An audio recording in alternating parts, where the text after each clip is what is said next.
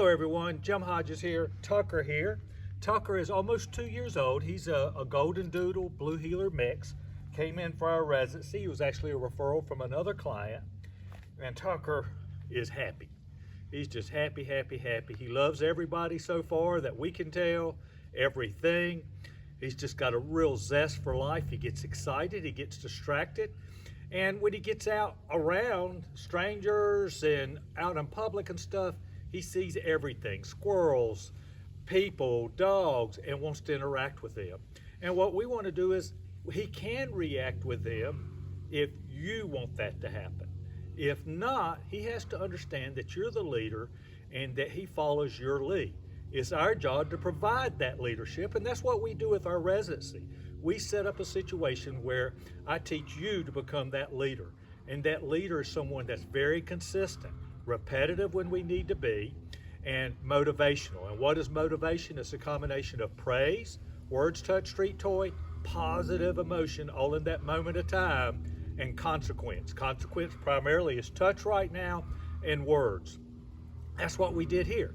Now, he's not big on treats, he's big on love, and we use that.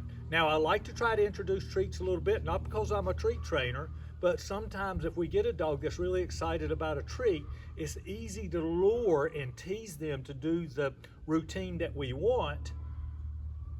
That would be easier than if we were trying to praise him to do it, because he's got something he's targeting and do it. That's it. I have a couple of treats. We'll see if he takes one. He may or may not, but it's not the end all to be all. And that's for any of you guys out there. I love treats. I like to tell people, and I've said this for many years, I'm not a treat trainer, but I use whatever tools I can to help establish, to get my dogs to do what I want them to do, happily and with respect. So I'm gonna praise him when he's looking at me, whether with a treat or with my words and touch and positive emotion. And that positive emotion is so, so important. When you provide him, I truly believe that he picks up from our pheromones, our scent cells, just our attitude. He picks up that happiness that our owners or you would have or I would have when we're working. So you're gonna hear that upbeat. And that's probably the last thing that really made my training complete. Now, it's been a number of years ago. It took me a few years after I started training to really embrace it. And since I have, it's been a game changer. Look at this guy. He's just sitting right here, chilling with me.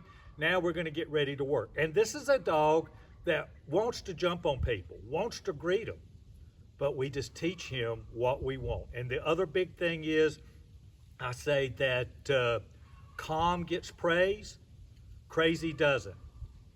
And there's a caveat to that.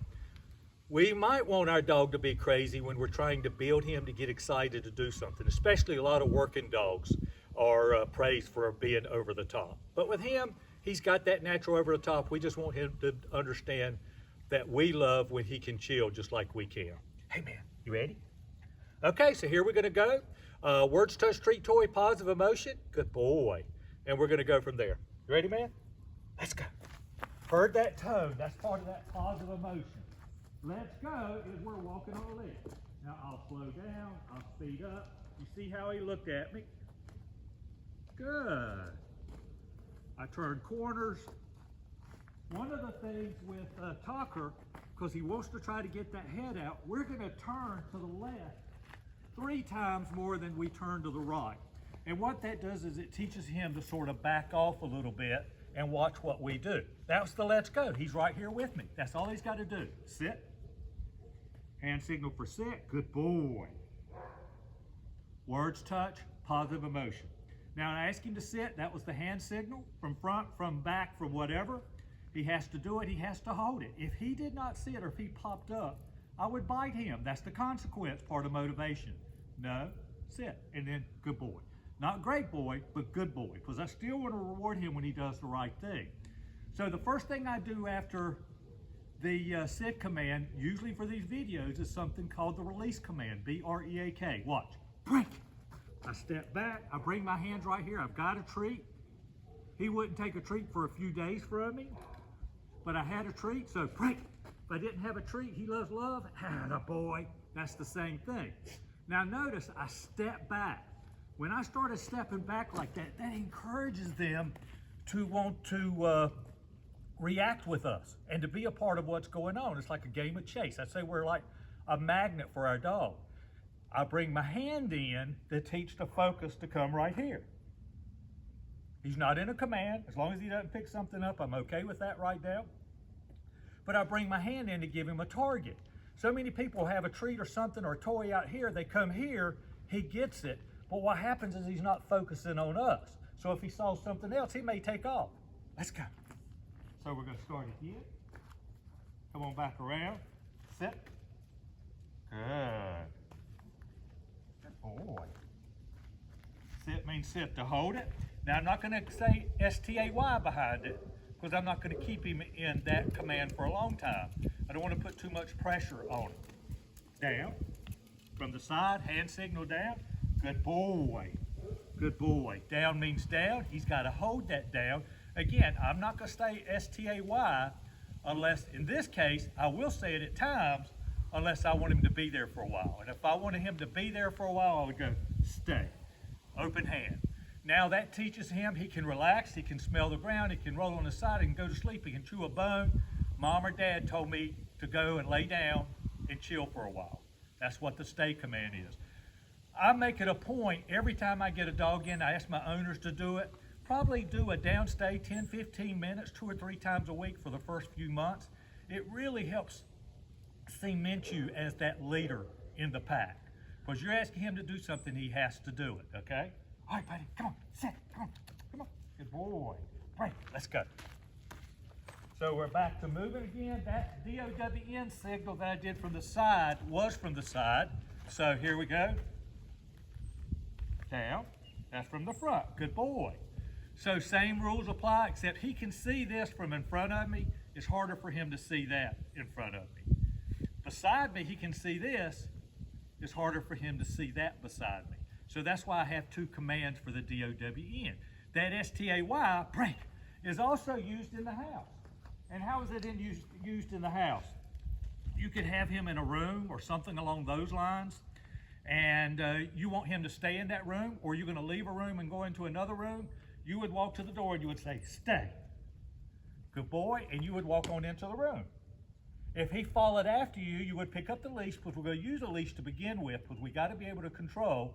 And we would go get the leash and we tap him back, no, no, no, back into the room, open hand, stay again, and we go into the other room. If he holds it, good boy. And we want to teach him that he has to stay in another room when we ask him to. He doesn't need to follow us everywhere. Let's go. I'll tell you what. Nice. Good boy. Good boy. See how he turns around to look to me? It's not just for a treat. Places, get on your bed, lay down, sit down, stand up, read a book. I say that every time, but I don't care what he does there, okay? As long as he chills. He can do this easy for a couple of hours at a time. I can be sitting at my desk, I'll put him in a place, and he chills. At night, put him into place and he takes it easy. I have cats. They'll actually, and I have a picture, I believe, of him or 2, of him laying on the bed with the cat. Not that he wanted to, the cats want to. They love dogs. You ready, man? Let's go. Good boy. So you notice I didn't have to bite him. He heard me say, let's go, and he got up and started to go with me, okay? Let's go. Sit. So we talked about that B-R-E-A-K. I'm going to pull out a treat. We don't know if he wants it or not. But we said B-R-E-A-K, which, you know, is the release command. Now I'm going to give him, he comes, sits right in front of me. Atta boy, good boy. He holds that sit. Break. I really don't care if he holds it for you guys or not. You have to decide what you want. When I have my dogs come to me, they come and sit. When I have multiple dogs, they'll sit just like this, come to me. But I want them to come and sit. And again, my come command is right here. I start working it. Let's go. In the house, after my dogs start to understand, I try to get him to forget about what's going on. And watch this procedure of how I do this. Hey, man, what's up? Please, come. Please, come. Good boy. Dog trainers can make an error too. Break. But what I meant to say is, and he see, he's a smart guy. He knew where he was supposed to go. I just didn't know where he was supposed to go. So when he was running around there, and I got his attention with a treat, my excitement, what did he do? He started turning around and coming to me. I didn't tell him to C-O-M-E until he had turned and started committing to me. The worst thing we can do, and a lot of people do it, is ask our dogs to come. They don't come. They learn to ignore that word and ignore us. What I do is I find something that can encourage my dog to come, and I always start off inside, treat, toy, or something like that, get excited. And if I get their attention and they don't come, I'm not going to tell them to come. What they have to do first is to start to commit to come to me before I tell them to come. I know that sounds crazy, but I have 4 shepherds. I have 2 livestock guardians. All I got to do now is come out, clap my hands, and say, pup, pups, and they come to me. And they've been doing it for years. Good boy. Why? Not because I'm magic. It's because I program them that good things happen when they come to me. That they have been coming to me like, keep in mind, when they turn and start coming to you, what is their mindset? They're happy, they're excited, they want to engage. And when we imprint that word to them, they get excited. Oh, that's what that is. I remember that. Boom. I know you guys have fond memories in the past of things happening, words, events, places that make you happy and excited, and you think back. That's what we're trying to implant here. Let's go. Good boy. So the next thing we want to do is teach him to load up so he can get in a vehicle, to get on furniture if you want him to jump up on a rock, to jump up on a stump. We use the load up or the hup command to teach him to do that. Okay? Okay, Brad. Hup. Atta boy, good boy. Brad, that's not easy to do right there on that stump, but he does it, and again, he does it happily. Sit. Good boy. Look at that. He's so happy. He's such a good boy. And look how he's watching. Anytime our dog looks at us, we want to praise them, okay? We want them to be rewarded for looking at us. So why? Because they're going to continually want to look at us if they're rewarded. Now I've got a bunch of chickens. We have free-range chickens. I've got a bunch of chickens right there. That's what he's looking at. But next we're going to do the HEEL command. And what that is sort of like the let's go, but much tighter. We have a box. We want him to be in that box. And he's not in a command. He got up and moved. If I'd have had him in the sit, I would have remembered it and I would have told him no sit. But he's in a box. We tell him the command. He starts to go with us. When we stop, he's supposed to sit and hold it. When we turn, he can't read our mind. We have to give him a chance, because when we make a sudden turn, he's out of the box. We give him a chance to get back in the box. And then we continue on our way. You ready, man?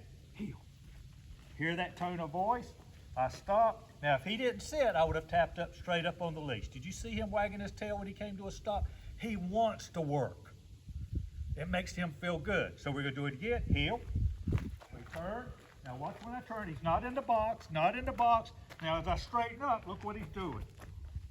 He's getting right back into the box. Good boy. Yeah, boy. Bring.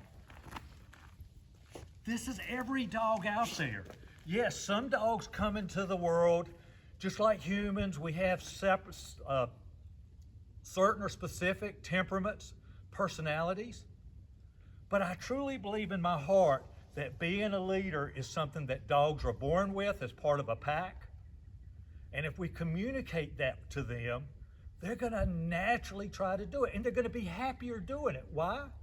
Because they have a reason to live. They have someone that's taking care of things that they can trust and be comfortable in life without.